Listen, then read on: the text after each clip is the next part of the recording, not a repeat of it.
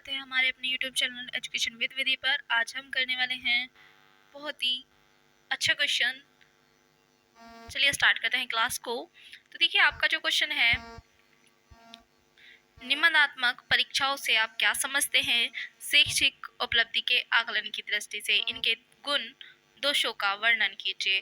What do you understand by is say type examination? Explain their merits and demerits as regards assessment of educational achievement। आइए बात करते हैं कि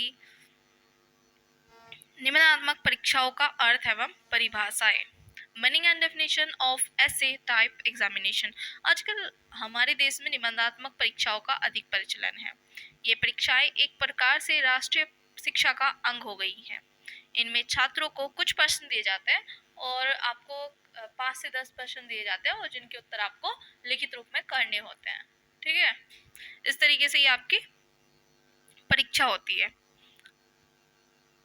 उत्तर देने का आपका समय निर्धारित कर दिया जाता है। इसमें आपको 3 से 4 घंटे में देना होता है।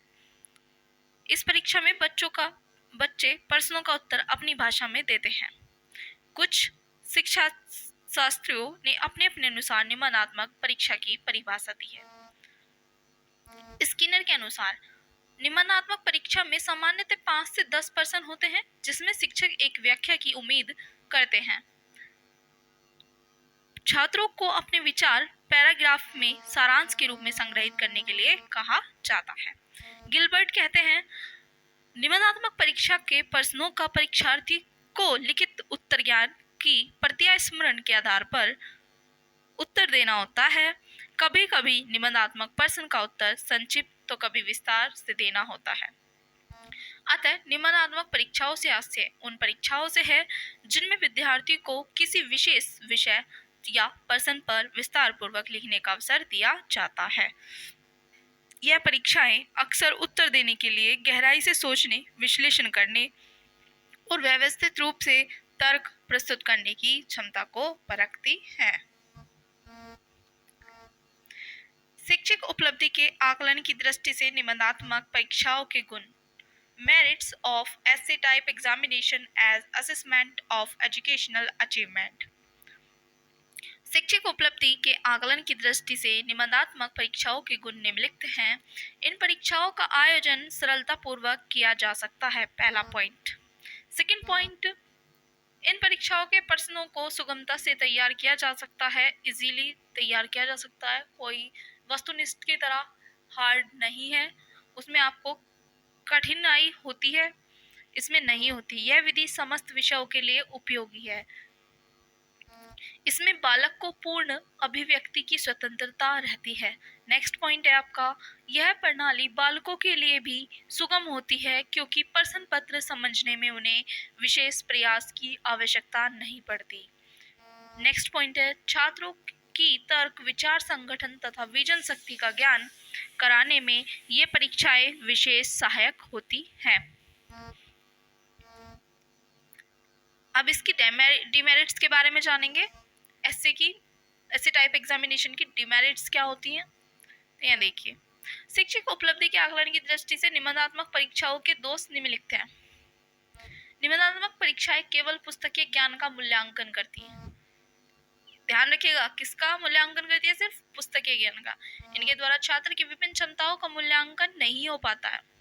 नेक्स्ट आप बात करते हैं, इस परीक्षा में संपूर्ण पाठ्यक्रम के समस्त भागों में प्रश्न नहीं पूछे जाते। जो भाग शेष रहता है उसका मूल्यांकन नहीं हो पाता। सेकंड है, इस परीक्षा का प्रमुख दोष यह है कि छात्र अनुमान के आधार पर ही परीक्षा की तैयारी करते हैं। इस प्रकार कम परिश्रम करके उन्हें सफलता मिल जाती है। नेक्स्ट पॉइंट, निबंधात्मक परीक्षा में मूल्यांकन कठिनता से होता है। मूल्यांकन के लिए प्रत्येक प्रश्न के उत्तर को पढ़ना आवश्यक है, परंतु यह एक कठिन कार्य है।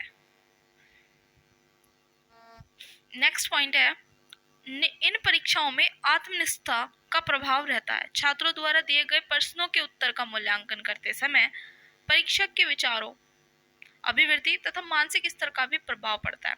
उदाहरण के लिए, एक उत्तर पुस्तिका की यदि विभिन्न परीक्षकों से जांच कराई जाए तो विभिन्न परिणाम देखने में आएंगे।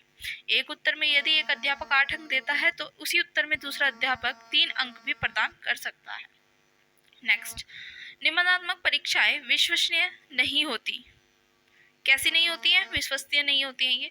यदि एक ही उत्तर पुस्तिका को एक ही अध्यापक जांचने के लिए कुछ समय पश्चात पुनः जांचे तो दोनों बार के अंकों में प्राप्त अंतर मिलता है। इस परीक्षा के परिणामों के आधार पर छात्र के विषय में निश्चित रूप से कोई भविष्यवाणी नहीं की जा सकती। इस परीक्षा में प्रथम श्रेणी में उत्तीर्ण होने वाले छात्र आवश्यक नहीं कि व्यवहारिक जीवन में भी सफलता प्राप्त करें। ये आपकी बहुत इंपॉर्टेंट लाइन है। जिस परीक्षा को प्रथम श्रेणी में भी उत्तीर्ण कर लेते हैं, जरूरी नहीं वो व्यवहारिक जीवन में भी सफलता प्राप्त करें।